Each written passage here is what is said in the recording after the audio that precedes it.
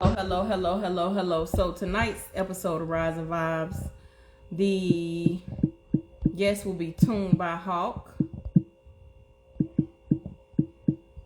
He should be joining in just a moment. While we wait for him to join, if you have not subscribed to the YouTube channel, please make sure you click the link in my bio and go do so. You can catch up on all the past episodes. We've been doing this since 2019. So let me see if I can get him in here.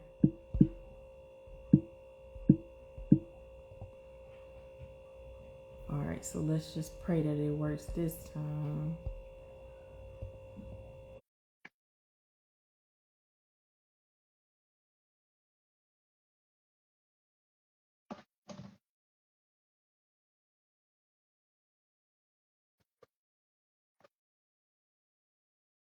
So it looks like it's letting you come in, so that's a good thing.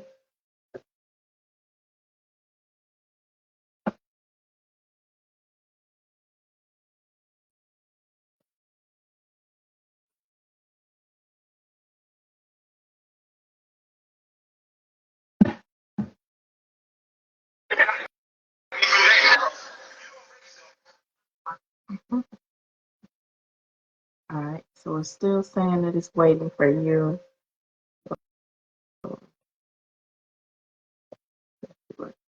Invite if it lets you come on.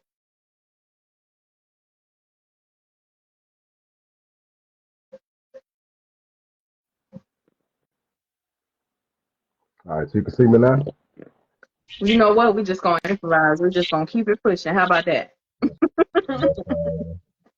So first, I want to tell you thank you so much for taking time out of your busy schedule to sit down and talk to me and answer the fans' questions, and let us be a little bit nosy and get in your business. How about that? Yeah, that's fine. I ain't got no complaints. All right. So what I'll do is I'll start off with one of my questions, and then I'll get right into the fans' questions. Cool. All right, that's cool. All right. So tell me how you got started being into cars. Um, I actually grew up around it. I mean, shoot, I was born in Shreveport. Hmm. I lived with my grandparents for a little while, in Bethany, Texas. Shoot, my grandpa, he painted cars. My dad, he worked on cars, stuff like that. So I really just grew up around this stuff. Fresh out of high school, shoot, I had my first shop. I'm 35 now, so, I've been doing it ever since. Wait So, a minute. So you had your a shop fresh out of high school? yeah, yeah. What? Right off Linwood, West 61st. The name of the shop was AIP. Anything is possible. So you say you're 35 now, and roughly you probably graduated at 18, 19. Yeah, So took you've been a shop owner for a long time. yeah, I had my first shop, been in and out of shops, ever since then, working, at dealerships, different shops, stuff like that. But I've always been in this field of work though. On the custom side, I always did that on the side. Hmm. Hmm. So I'm gonna take you way back because you told me your age, so I know how old you are now. Do you remember your first old school car? So my first, very, very first, I had a 61 Apache short bed. Yeah. What? Yeah, that was my first old school. Yeah, my second old school, I had a 77 short bed. It was a C10. Hmm. Okay. So what made you want to continue on with the car? Because I know that's a tough business. I mean, I wouldn't say tough.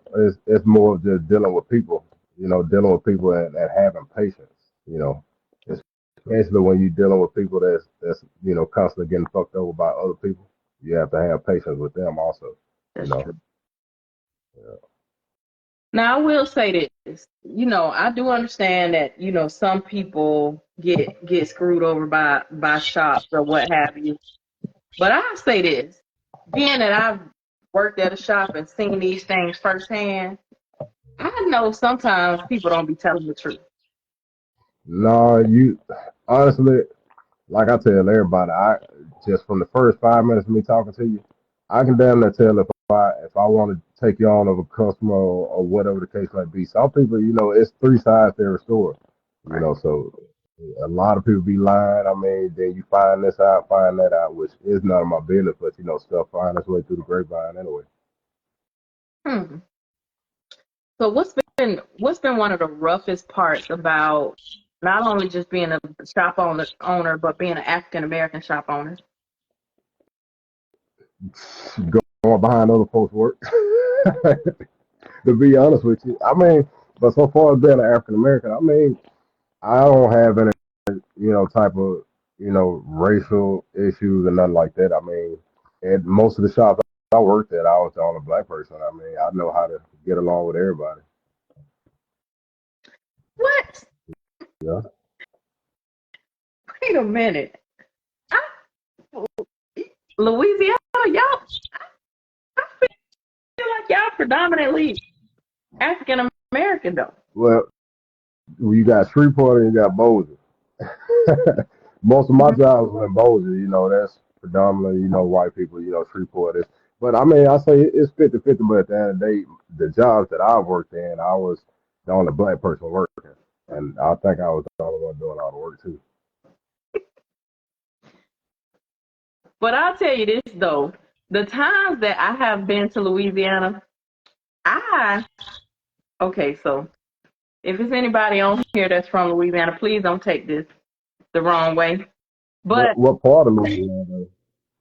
I've been to a lot of different tracks in Louisiana. I don't really okay, of course everybody's been to New Orleans. You know what I'm Yeah. saying? Um, but the places I've been has mostly been tracks. So of course I've been to Belrose. I've been to where did I just come from? God dang it. I can't even think of what the name. I was mm, I was at Twin City. Where is that? You Yeah. remember? We were there Yeah. together. Yeah. I met you in my row. That was my I row. yeah, I've been to Baton Rouge. So so but what I'm gonna say is any part of Louisiana that I have been to, them folks don't even think they are okay, let me see. I'm trying to figure out a way to say it. I don't usually get tongue tied, so I'm trying to figure out a way to say this that's not what I'm okay. I know how I say it. All the ones that I've met, everybody's all one color. Does that make sense? Yeah. I can see where you're coming from, but it just depends on what part you're in, though. It just depends on what part you're in. You know, Right. you have, Maybe I've never you been to them other parts. You have give and takes. That's really everywhere you go. I mean, I used to work in Mississippi. I mean, you go to Flowood, that's kind of like the Bows of Mississippi. You go to Jackson, that's the Shreveport, goddamn me, Motown of Mississippi. You just depend on where you're at, Right. you know. Yeah, I guess you got a point because it's like being in Florida. It's certain parts of Florida you don't really wanna go to. Certain Yeah, see, parts of Georgia see, you don't really want to go to. I ain't never been to Florida, so You joking? I'm for I ain't never been to Florida. You ain't never been to the classic? Mm-mm. We were supposed to go this year, but we had some stuff, we last minute type stuff that we didn't go. So, but Hmm. yeah, I heard that it was they were pulling folks over, towing cars and everything. So what I will say as a person who is, because I'm older, I'm 46, and I've been going to the classic in Orlando. I'm from Jacksonville, Florida, so that's 2 hours away from Orlando. I've been going to the classic since I was like 17. Mhm. They have in past years they never pulled us over like that. They was only there strictly just to keep everybody safe. Now with that they got a new mayor, and then a lot of and the governor of Florida is just different. So a lot of things I don't necessarily think I would want to go back because mind you, I've been going for years and years and years. And so it's a certain level of excitement to certain people that I just don't have because I've been doing it for so many years. Some people just plan their whole vacation and all this stuff around the classic. And for me, I've been going so long. I'm gonna tell you what I want to go to. I want to go to the Bayou Classic. I ain't never been. See, we on the same page. I ain't never been to the class, and you ain't never been to the Bayou class. You got to experience that at least one time. Listen, At least one time. they say the Bayou Classic is so much fun. I mean, shoot, for me, I mean, some people have they reasons why they go, but for me, I'm going for the battle of the bands. I'm a band head. Shoot, I section lead in the band through high school. I had scholarships to go through different HBCUs, but I just didn't go. I want to stay and work on cars, you Hmm. know. But for me, if I'm going to the Bayou Classic, I'm going for that battle of the bands. Of course, I'm gonna be through the nightlife and stuff like that, but I'm going for the battle of the bands. And that's your area, right? No, I'm in Shreveport. I'm in Shreveport. So how far is that from you guys? Well, shoot, that's what probably about what 4 hours, I believe. Oh wow. Yeah. So maybe that's what we need to make our trip next year. Mhm. We just to go to that instead of going to Orlando. So me and Yeah. we gonna talk because that should be our trip next year. Might as well. Might as Yeah. well. And then hopefully by that time my Monte Carlo will be ready. So we'll see. Yeah. It's what you got left on it. Whew. We going that's another story for another day. We'll talk about it later. It ain't nothing but a little bolts and screws. You just get in there and get on it. Just get in there and get on it. We're gonna talk about it later. We got to talk about that off camera because I might start crying. It's stressing you out. Yes. They say the dunk game is stressful, but I just say the whole car game is stressful. Not just the dunk game. Every aspect of it is super stressful. So A lot of people say that, but I just feel like it depends on who you got working on it and your game plan. I mean, if you building it yourself, shoot, write that shit down. Get your parts together, write it down, do a checklist. I mean, but just depend on who working on it. well for you guys, first of all, y'all got the cheat code because you can work on your own car. So it ain't stressful for you. When I got But time, all you gotta do is buy the parts and work on your car. I mean, to be honest, I have to make time for my stuff. I got a few old schools of my own, but I have to make time. It'd be times to where I ain't finna answer that phone if I'm touching mine. Or shoot, it'd be late night. Probably don't leave the shop till 6 in the morning, or don't leave at all. But I really I have to make time for mine. Right. Well, I mean, it is what it is. I guess it's like time versus money. See, a lot of people who build cars, they don't have a shop and they don't know how to work on the car, so they throw money at the situation. And then you guys, if you're, which busy is a good thing, right? For you, for your shop to be busy, that's a good thing. But you just don't have time to work on your own personal car. I think that all comes down to time management. You're gonna have to set some time aside. Say, okay, well, listen, I close at 5, or I close at 6, or I close at 7, and so from 7 to 10, I'm gonna work on my own car. That all just comes down, like I said, to time management. I feel like that's just my philosophy on the situation. Yeah, having a shop period is time management, especially when you do everything yourself. I work by myself. I love working by myself. I don't, I have trust issues. I can't have too many people around me. I mean, you done met Maine and Trent them, Dominique them some of my closest buddies. They'll tell you like I like to be by myself. I lock myself up in the shop and I work just for real. It'd be me and my kids, man. So you don't have any employees, No, I'm my own employee. right? Yeah. Well, Yeah. maybe A lot of people. you'll have to hire some people. I mean, a lot of people they have a hard time thinking that I get all this work done by myself, but I do. I mean, anybody vouch for me, man. I get ahead, I knock it out, and it's gonna be quality work. I mean, that's all I stand on. If the customer don't allow me to do it right, I'm not gonna touch it, dude. I load that motherfucker on trailer and drop it back off at your door. Right. What's What's your favorite part about owning a shop? Uh, the challenge of you know, doing better. Uh, to the challenge of just, every car. I mean, most of the stuff that I do sometimes can be repetitive. Like I can box Chevy after box Chevy after box Chevy, C10 after C10. Just that challenge of, doing stuff, thinking outside the box. It's always been like that with me, especially at my job, just thinking outside the box. You know. what? Excuse me. What's the worst part? I said that earlier, man. Shoot, going behind people work. Honestly, shoot, 75% of the stuff I take on sometimes is going behind people work. To be honest with So, you, like, I know somebody that owns a shop, and they will not take a car that's going behind somebody else's work. Do you think that that's a good practice? um, I mean, I can't. I've had the moments where I'm like, hey, I'm gonna quit doing it, but then at the end of the day, you get to talking to some people and like, hey, man, I just want $12,000 here, and I can't even drive my car to the grocery store, and or somebody come in and be like, hey, all I need is a tune, my car's so ready, this and that. But hell, I get it, and I can't goddamn get fuel trims right. It won't idle. You put it in gear, it die, stuff like that, and then I get to diagnosing these issues. Shit, damn, you got people with the wrong fuel pumps. Goddamn, just a lot of bootleg shit going on. You know what I mean? I can't let it leave my shop like that. So it's kind of like a give and take. I get it in there for some. I mean, I'm gonna let the customer know. At the end of the day, I'm not gonna just let them leave and this shit's still going on. No, I'm gonna tell you, and I'll be blunt with you. It's one thing about me. I'm gonna tell you straight up. Hey, you ain't got yourself shit. We gotta fix this.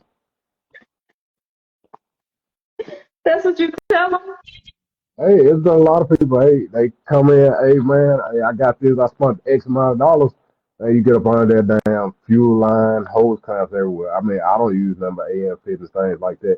Yeah, leaks, rear main seals. They just put a fresh motor in, rear main seal leaking. Got to pull a transmission out, or shoot, such and such. Say this. I did this rear end, this and that. Here, you open up the rear end, it still got stock 342s in it. But here, they don't tell you they put 411s or 456s in it. I mean, shit, like I say, that's why I take pictures and videos, everything. That's one thing that got me into, like doing the videos and stuff on Instagram and YouTube and all that type of stuff is because I see how people get messed over. And I just take videos and pictures of everything. So if anybody got something bad, say, no, I got my proof right here. This everything you paid for is right here in your car. Right. hmm So, if you have not already built your dream car, what's your dream car to build? Man, that's a hard one. See, I like different stuff. When you first met me, I was driving a station wagon. You know, Yeah. uh, honestly, I think my dream car, man, it'd have to be, man, that's a hard one. I got a lot of favorites. I got a lot of favorites. Of course, I gotta have a Chevelle, but like I want a '60 Chevelle station wagon. What? Yeah, I've yeah. never heard anybody say that one. Just I like different stuff, man. Like I, Right. I like like a old '80s BMW that's LS swapped on some BBSs. I just like different stuff. Everybody doing the same old stuff. Like I tell all my homeboys, man, that'll be different. Let's do some different stuff. You know. Right. So you have you ever? I'm not a Ford person. Do you like Fords? Uh, I'll take a full, but it's gonna have to have an LS in it. Yeah, it's gonna Not have a to have an LS in not an LS and a Ford. it. I'll take a Fox body. I ain't gonna lie. I'll take a Fox body, but I'm putting the LS in it. I'm putting the LS in it. So you gonna LS everything? I mean, I wouldn't say that. I like conventional too, but I just put LS in it here. That's just the way to go right now. That's the way to go. Why do you think that's the way? Okay, so this is the debate that I have with people about LSs, right? Okay, I hmm understand that LS is like the new craze. Like everybody is feeling like they gotta have an LS. I feel like everybody is like dis discounting or disregarding conventional motors. But conventional Yeah, motors been working for years and years and years and years. There's some old cars that still got the conventional motors in them, and they still run just perfect. So why yeah. do you I don't. think everybody's just crazy about LSs now? Um, I mean, honestly, it's quick and easy to horsepower. Just to be honest with you, which you can do the same thing with a conventional motor. I don't have no issues with that. I build them too, but it's By the time you buy everything that you need to make that power with a conventional motor, you could have been, put your 6 or 6.2 in it, you know, cam swap, springs, retainers, or, even go change the pistons, up the compression, and you right there where you want to be. But by the time you bought, spring girdles, do the valve train, do a solid cam, switch it over to a roller, that's like a small block 400 or 350. I mean, shit, you might as well have done the LS. Even though it's going to cost you a little bit more to get a converter over with the fuel system, AC, the wiring harness, motor mounts, headers, all that type of stuff. But, I mean, it's just, in my opinion, it's simpler. Other people might think otherwise, but in my opinion, it is. But don't get me wrong, I take small block 400 any day, you know. Well, I will say this, because like I go a lot of different places and talk to a lot of different people. Um, my people up in Texas, they Mm-hmm. got LSs and they racing them and Yep. and and and kicking butt, and it ain't costing nowhere near the money that it's costing down here in the South, in Florida, in Georgia, in the Carolinas, Mm-hmm. for those LSs. Like I, I've heard people pay so much money for LSs, and what's the difference in them guys in Texas having an LS built for under 10,000 and racing them and kicking butt, Mm-hmm. and down here in the South we paying 10, 15, 20,000 for LSs. Not Well, me, them. well, it's a lot of people that saying, it's a lot of people that saying what everybody else has, and they try to replicate that same thing when it don't take all that. It don't take all that. You know, like I'm all about, the bells and whistles making it look good and stuff. But I mean, if you build in your race car, it don't take all, you know, shit. You got people that's getting them straight out the junkyard, putting turbos on 1,000 horses already. You know, so Right. it's all about what you can afford, and once again, who you got working on your stuff. Yeah, that's true. And So then what's also on the flip side, though, to go back to what we said, I'm also I'm a firm believer that if it ain't knocking, chicken, or smoking shoe, you better drive that thing for real. I'm a firm believer in that. I done told a lot of people, hey, it's gonna be this much the LS swapping, but they be like, it runs so good. Well, shit, keep driving it. You know, right? keep driving that motherfucker. I mean, just because you see the shit on YouTube or whatever else you want some more power. I mean, if you can't afford it right now, keep driving it. I think the car game is right now is a whole bunch of everybody trying to keep up with the Joneses. You get what I'm saying? Like because because Hawk got an LS, KT feel like she got to go get an LS, and because you work on cars, so what you Yeah. gonna spend on your LS, I'm I'm gonna spend way more than that. Not I just don't. I think it's a lot of people who now are like, oh, me too, me too, me too, me too. I need to do that because Talk did it. Oh, I need to do that because Casey did it. Oh, I need to do this, do that because this person did it. Or I need to do that because that person did it. It's crazy. And a lot of motherfuckers gonna be broke trying to keep up. Right. Yeah, I don't give a damn what the next man got shit. As long as my shit got air conditioning, I'm good. As long as it ain't smoking, I'm good. I mean, honestly, all my stuff got illness, but I mean, I work on my own stuff. I challenge myself to do each one of my projects better and better. No matter how long it takes. But I mean, if you looking at what the next man got, you gonna forever be behind.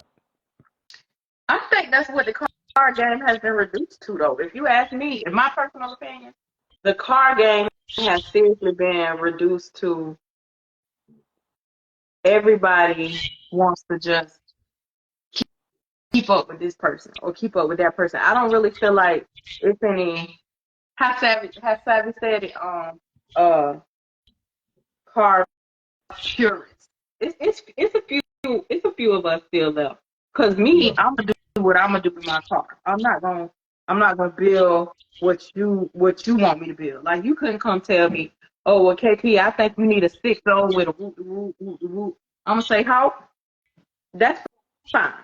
You build it and don't charge me nothing, and I'm gonna put it in there. But And you say, Otherwise, KP, I'll put what we got a my problem. money can afford. Yeah, yeah.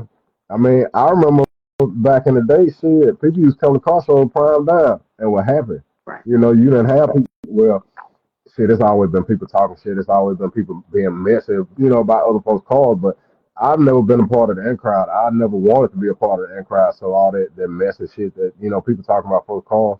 If somebody comes tell me, you know, I'm the type of person, I'm like, cuz you go tell that person. Or shit, you know, you get around that person and I know you've been telling me, I'm gonna be like, hey, come here. Hey, what you were saying about such and such car? And he go right here tell him, you know.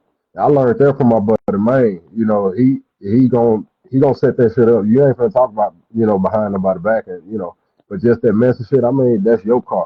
Do what you want to do to your car. Right. Shoot, whatever you can afford and make you happy, shit. If you can get out there and hit the highway and go wherever, I mean, it don't matter. It don't matter. 'Cause, Because I mean, all the stuff that come in my shop, all this stuff don't be car show ready. You know, I have people that come in, they might want to do suspension first. They may want to do, you know, this and that first, which I try to tell them, hey, let's go in this order. You'll be better off. But you know, you have people that do stuff piece by piece. Not everybody can afford to just take car frame and do this and do that. You know. right. I think Hmm. you know who said it best. Well, who said it in a good way? Rick Ross. I don't know if you ever saw that video, but he said everybody is in different places financially. He said he remember when he used to have to go to Mako to get his car painted. You know what I'm saying? So just it pretty much what the gist of what he was saying was act your way. Yep. You know what I'm saying? Get what you can until you can get what you want. Hmm. But don't let nobody force your hand and have you going um going bankrupt trying to build a car to keep up with somebody else. Because at the end of the day, Yep. everybody can't afford to or don't want to put $200,000 in a dump. Yep. Or everybody can't afford to or don't want. I personally, I grew up in Florida. So dumps have always been a way of life for us since I was a little girl, like a little girl, right? But I could never see myself, even if I even if I had it that way. You know what I'm saying? Or even if I do have it that way or don't have it that way. I can never see myself putting $200,000 in a car because that's just not how I'm set up. Now, I'm not gonna judge nobody who does choose to do it that way, but that's not me. Yeah. I mean, that's how I feel. I mean, I probably wouldn't put it all in there at one time, but I know how I am about car parts. I mean, I love car parts. I love every aspect about a car. So I might not put it all in there at one time, but I'm gonna make sure my stuff is right. But at the end of the day, if that person, you know, you shouldn't make another person feel bad because they ain't got 200,000. I mean, I got a buddy right now that, you know, matter of fact, I got two buddies right now. They don't say never been framed off. If they pull up to the car show, shit, I guarantee you they're gonna take home a trophy, depending on what it is, you know. And shit, both of them. Well, one of them, he still got small block 400 in it. The other one, he in the process of doing a swap. But I guarantee you, man, they just that fresh, and they spent all their money in the right places, and they happy with it. They content with it. Right. I don't know. I just think it for me a lot of the fun has been taken out of the cars um because people try to make people feel bad about what they don't have in their car. I don't think that's right. So if you like me, hell, the fun ain't gonna be taken away from me because shit, I enjoy just goddamn burning gas. Hell, I hit a block in a minute, burn gas. I'm happy. Shit, I'll hop in my doula and goddamn just hit a block and I'm smiling like a motherfucker, you know. So I don't care like what the next person's spending. Shit, as long as I'm in my shit rolling, I'm happy. You know, at the end of the day, it's been times I ain't had shit else to do. I'm just gonna hop in that car, burn some gas. I'm happy. Shit. You know, I ain't got to go to no car show to enjoy. Shoot, I can be locked up in the shop and be enjoying it. I mean, the car game is deeper than just a competition. It ain't no competition. Shit, I be in competition with myself. Right. So Hmm. what made you get in? So we talked about the fact that you have been working on cars since right out of high school, or probably even before that, right? But what made you get into tuning? Um, 2 years back when I did my first LS, and I've always been that hands-on type person to where I don't like depending on nobody for that. I mean, that's with any aspect of my life. I try to make it to where I don't have to depend on nobody or nothing like that. So when it came to the tuner side, I did my first LS and shoot, I ordered HP tuners and tuned my own, to get it on the road, and lock and took the bats off of it, did all my timing changes, fueling and stuff like that, and was rolling. From there, I was doing all of my calls from then on and built up my clientele from there. But I just, with anything, I just don't like depending on people. I have my homeboys now, they'll come and, try to do something for me or whatever, or if they do something for me, I'll be like, hey, what I owe you, and try to pay them. They'll be like, man, get the fuck on, get out of my face. No, it's going to be in your mailbox. I'm going to put it in your mailbox. Yeah, but that's what friends are for, though. If we're Yeah, being honest, I just told somebody this yesterday. Um, Friendship is just like being in a relationship. It's supposed to be give and take.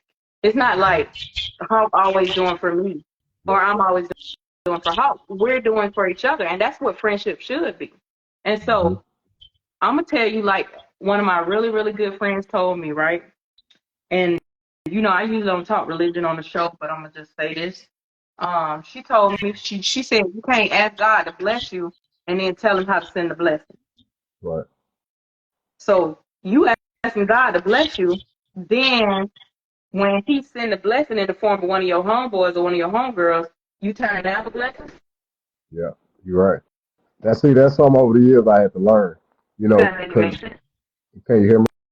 Your phone was breaking up. You went out.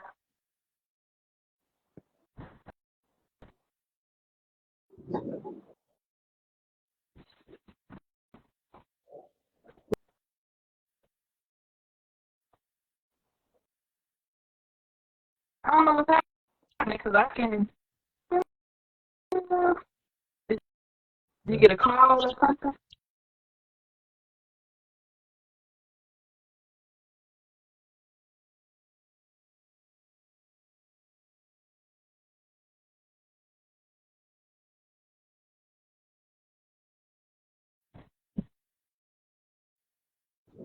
You can hear me now? I think, yeah, I think you still breaking up a little bit though.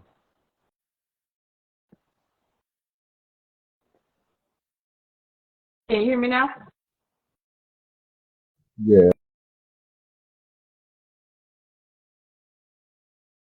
Like that changed my whole mindset on a lot of the things that I do because I used to be that person. I'ma Mm-hmm. always tell people no when they try to Right. bless me. But if you asking for blessings and then he's sending the blessings and you turning them down, you really ain't want no blessings. Yeah, I understand that. And see, that's something that I had to learn over the years, but it's just my upbringing. I seen how certain people do certain people when they do stuff for them. And I told myself like, hey, I don't never want to be that person. These people, so I just try to make it to where, I'm just self dependent. But at the end of the day, I do have homeboys that have my back and they there for me. Likewise, I'll be there for them too. It's just certain people. I'm gonna rephrase that. It's certain people. Right. But if we're being honest though, um, you can tell when people are flawed, right? Like Hmm. I tell people all the time, you don't really gotta watch how people treat you. You gotta watch how they treat other people. That's true. You get what I'm saying? Like if you want to know the measure of a man or a woman, it ain't about how they treat you when they feel like they got something to gain from you. It's about how they treat the other people. That's very true. So Yeah. you gotta always pay attention. I tell people all the time, if you want to know something about a person, you ain't gotta ask no questions. All you gotta do is watch their actions. So Hmm. if let's say if you wasn't married, if you was trying to date a woman, you ain't have to got to ask her now questions about what type of person she is. All you got to do is just pay attention. Now, Yeah. it might take a little while longer because guess what? People, and it don't matter whether they're trying to be in a relationship with you, or they're trying to be your friend, or they're trying to be a business associate or whatever. They have that representative stage, right? So they're gonna be everything that they supposed to be that this little 6 or 8 months. But then when that ninth month comes, They're gonna switch up. that's the real them. That They're is the gonna real switch up. them. So you just got to pay attention. Mm-hmm. Yeah. Yeah. So Like I what do you like I think? Um, do you think social media helped the card game, or do you think it hurt the card game? um, um I think it helped the car game by, it basically you being able to see everything, getting ideas from different people, stuff like that. It helped it in that aspect. But so far as like we were saying earlier with, people wanting to, be the big spenders in their cars and, stand on that type stuff, you see what everybody else is doing. I think a lot of people is being blindsided by it, and it's basically the car culture, it wasn't built on that. I mean, shit, from what I can remember when I was younger, had a car culture was just built upon people, getting together, working on their shit together, and everybody helping each other. Hey, you got a part, I got a part. You need this, you need that, and everybody hanging out, doing helping each other.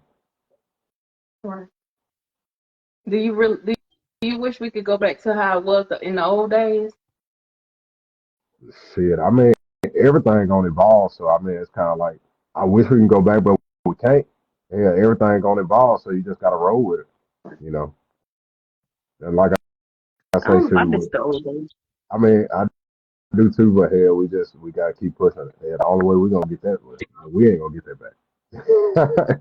We ain't gonna get I that do back. miss the old days though. Like even with the racing, I talk quite frequently about like when I first started following big rim racing.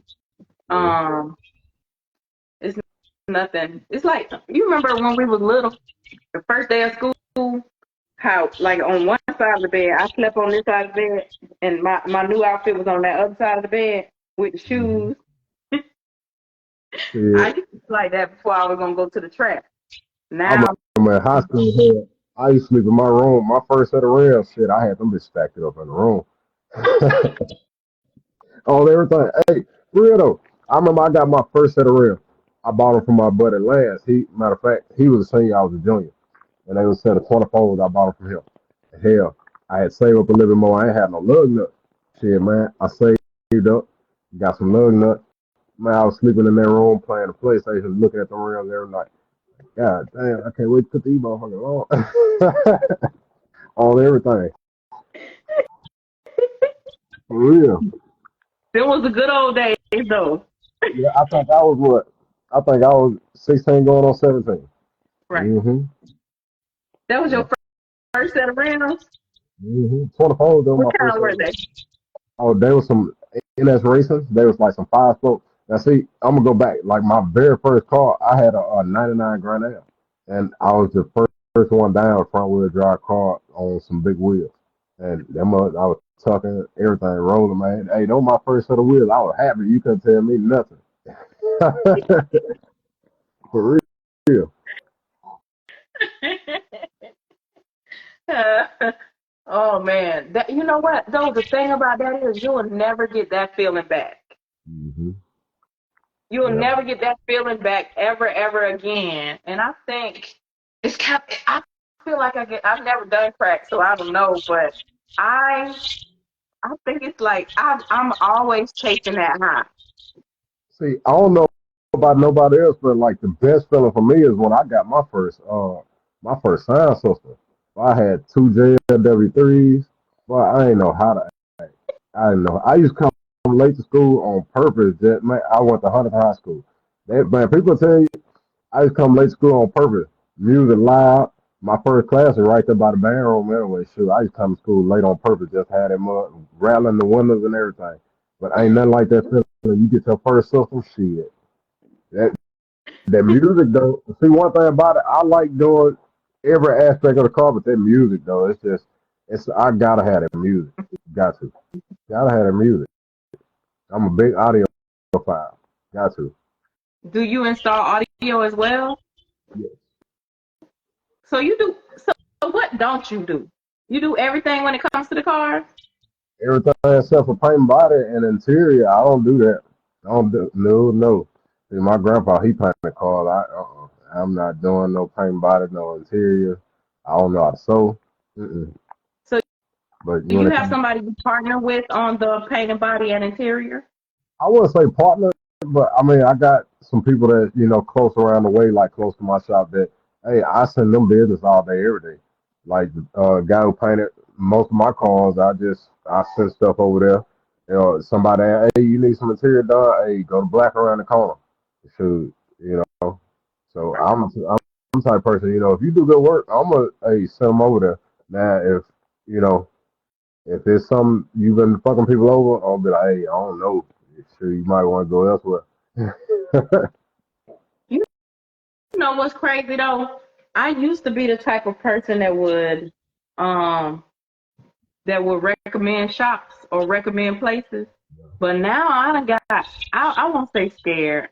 I'm a little bit leery because here's the thing. The shop might, the shop might do me one way and then do this other person another way and then do this other person another way. And I'm like, man, why? I, I, I just can't, I don't want to co-sign. Like, I got some shops I will co-sign, but it's going to be, it's usually few and far between for me. Yeah, but I feel like that customer's experience with them that ain't on you. Yeah, you may have, told them to go over there because they did good business with you, but if they messed them over, that ain't on you. Yeah, you gonna feel sorry for sending that person over there, but that ain't on you at the end of the day. It's on their business. They should have treated that person right. Now I just say, if people ask me who did my car or did something, I just tell them who did it.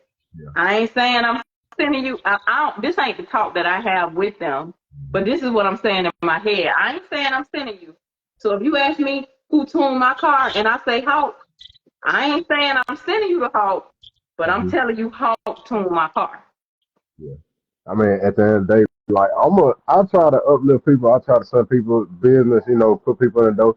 If you mess some people over, bro, that's on you, man. That's on you because people don't understand. Word of mouth take you a long way. Because it was a point in time to where I wasn't doing the social media stuff. Like I get on social media, but I wasn't posting like my work and stuff like that. But I got real heavy on that because my homeboys they were like, "Hey, you got to put this stuff out there. You got to put it out there. You got to put it out there." But I was just always that person. I was to myself, just doing my thing. But word of mouth at that point in time, word of mouth was taking me a long way. But back to the social media thing. I mean, social media is it's a good thing. Just you got to know how to use it. Some people go overboard and feel like they famous because of social media, but I mean, shit, you still just a regular old person living your life. Right. Well, so I tell people all the time, social media, especially for your business, is free marketing. If they Yep. charge to be on this on the Instagram, a lot of people wouldn't have Instagram, but it's free marketing. And I don't care if you don't have a one like or no like. One thing you got to realize is, especially if you got a business page, you can see who saw it. I mean, you can see how many people saw it, and you know they saw it. They might not never like your stuff, but they saw it. And you never know who looking. You never know who looking. I Yeah. promise. I mean, it surprised the heck out of me when we went to Rick Ross car show, and we come around the corner, and Trent shook Don't Mouth a hand. Shoot, I handed Don't Mouth a card, and Don't Mouth said, "Oh yeah, you Hawk, you want to be cranking the motors up on the stand." I was surprised. I was like, "Dang, how he know?" But I mean, social media. I was real surprised by it. But at the end of the day, I'm just grateful, that Right. somebody is at least paying attention to what I'm doing.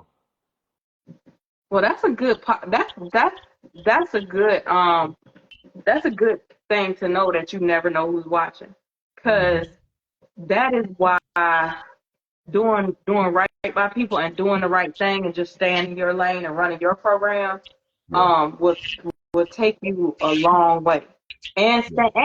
staying out of messiness and crap on the internet. Because listen, it's a whole lot of grown There you people go. going back and There you forth go. and being messy on the internet.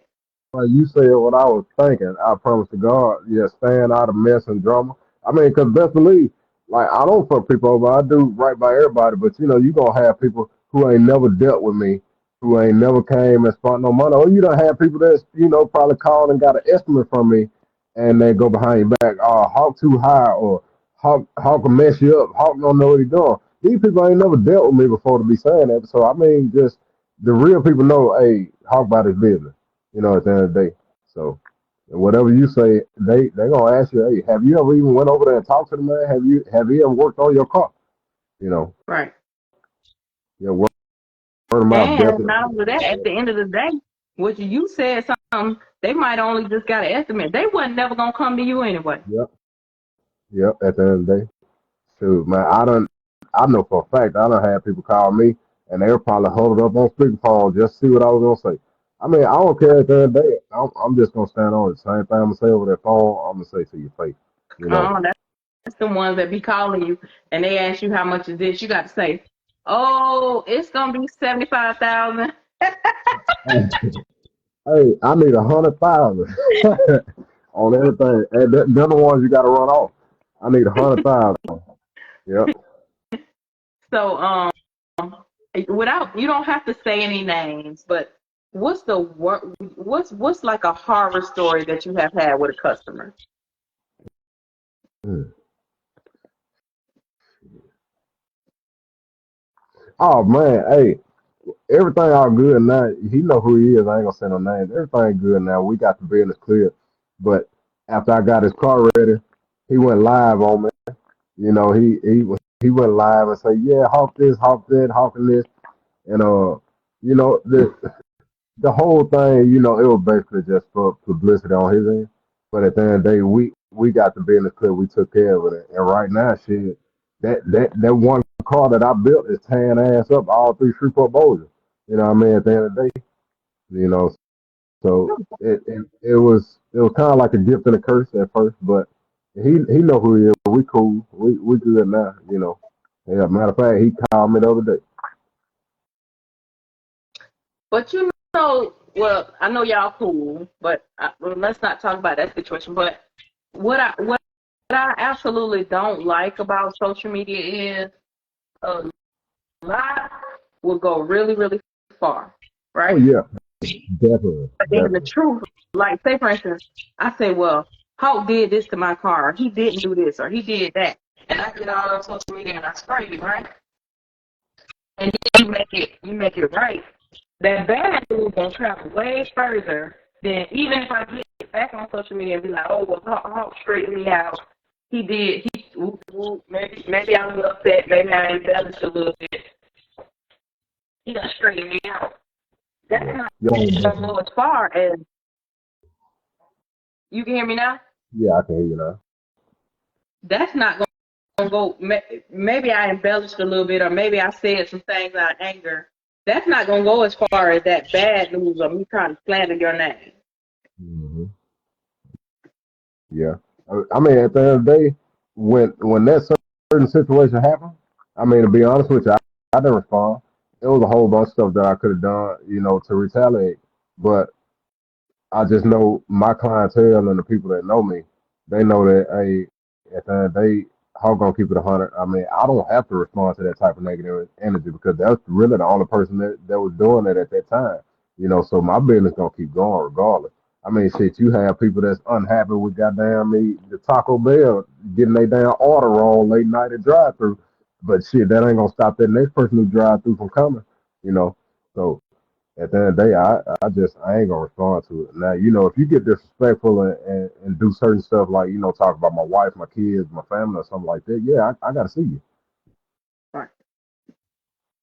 So my last question, when you hang up your tools and you ain't working no more, working on cars, what would you like for your legacy to be? My legacy, um, Mhm. shoot, I would like for my kids to carry on my legacy. I know that they probably they interested in the cause, but they may not be, you know, in depth in it, you know, when they get to of age. But I would like for them to carry on my legacy. That's just, you know, take pride in everything you do. If you're gonna do it, you do it all the way. Don't no half assing. I mean, at the end of the day, if you're gonna set that job, damn it, you gonna do it. I mean, you might not know how to do everything, but you're gonna figure it out. You know, at the end of the day and be honest at all times. I mean, no matter if it hurts to be honest, be honest. You know. So if somebody's looking to get you to tune their car or do some work on their car, how can they reach you?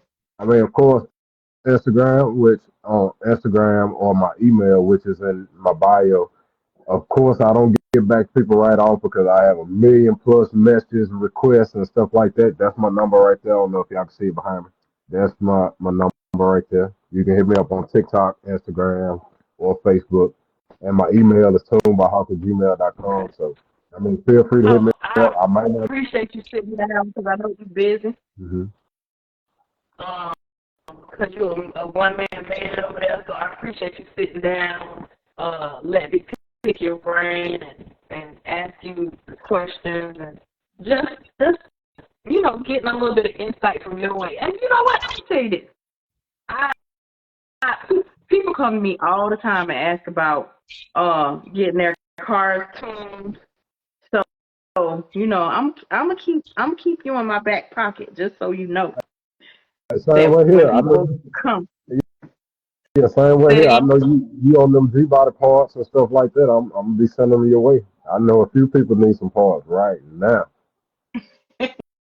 I appreciate it. We gotta get in the habit where we scratch each other back. Like, Yeah, you know what I'm saying? Can't one person make all the money and we darn sure can't take none of it with us. So yeah. I think, if we build a strong network of people who are all on the same page and understand that, we'll be just fine. Hey, I tell people all the time, especially in my inner circle, like we all try to help each other out. We all try to, hey, if you need this, I got it, or whatever like that. But that's what the other race doing. I mean, I don't have nothing against them, but that's what they do. I mean, I done been to a business meeting to where, hey, everybody in there, they helping each other out. Yeah, you gonna pay to get in this group, but they helping each other out. These people, they taking each other to the top, you know. But that's what we all got to do. We stick together and help each other out.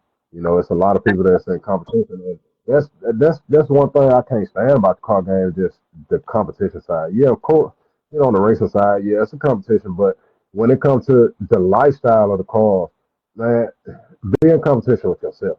You Right. know, be be in competition with yourself. I don't care if you going and paying the paint man damn 10,000. I mean, just be in competition with yourself. Find a way to better yourself instead of being in competition with the next man and holding your nuts on the next man because he ain't got what you got, or you think he ain't got what you got because he don't boast and brag like you do. I mean, at the end of the day, shit, that person he ain't got a showboat like you do for everybody to know. Right. Well, Hot Rod Cut the Check told me one day, and this made all the sense in the world. A lot of the times we have to realize that the shiniest quarter in the room is not always the one with the most quarters. Yeah, yeah. And that has stuck with me. I always understood that theory, but that was just a great way to say it. So again, I appreciate you sitting down with me tonight. And yeah, I'm definitely gonna be sending some folks your way. And yeah, we got to do this again. So you know what? I'm gonna come and I want to tune a car. I don't know who's gonna let me practice on their car, but I want to tune a car. No, what I'm gonna do, I'm gonna put a computer on the bench. I'm gonna let you start off with a bench tone first. Hook the computer up on the table, and let you go through that, and you'll be able to make all your adjustments on the table. And then we'll take it and hook it up on a car, and then you'll be able to see what it can do. You know what? I'm gonna take you up on that. Now, don't be surprised now when I show up to your shop one day. You're gonna be talking about what you don't be talking about what I'm doing here. You know why I'm here. That's fine. You got to be in uniform though. You got to be in uniform. What kind of uniform? You got to be in uniform. I gotta be It's on in this, cover. huh? I gotta be I'm in gonna cover. I'm, I'm gonna get you a Dickies work shirt with your name Okay, on okay, okay. it. Listen, for all the people who watching this and will watch this later, we gonna make this happen. And when we make it come to fruition, y'all don't be laughing and don't be hating on me because y'all know I'm gonna be new to this, but I'm gonna learn how to tune a car. Yeah. And I'm telling you, I had a GoPro rolling 24/7, so I had that camera rolling, so we recording everything. Ain't gonna be no editing, no nothing. We putting it all out there on YouTube. We can't have no outtakes. Nope. We putting the bloopers and everything up there. I think I quit. All right. Well, thank you so much. I Okay. really appreciate you. And it was Okay, good speaking with I appreciate you too, Kevin. you. All right, have a good night.